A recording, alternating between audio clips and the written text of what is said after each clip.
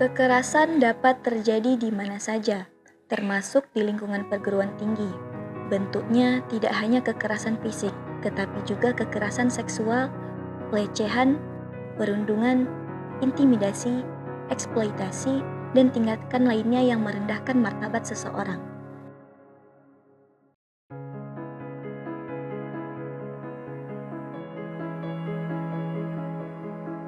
Dampaknya dapat mengganggu kesehatan, psikologis, serta proses belajar dan bekerja.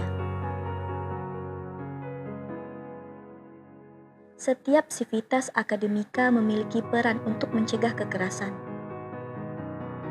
Jangan diam ketika melihat tindakan yang tidak semestinya.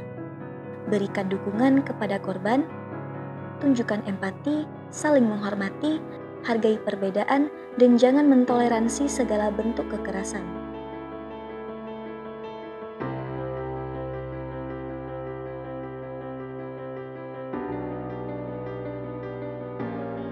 Seties Banda Aceh melarang segala bentuk kekerasan dalam seluruh kegiatan kampus dan berkomitmen menciptakan lingkungan yang aman, setara, inklusif, dan bebas dari kekerasan.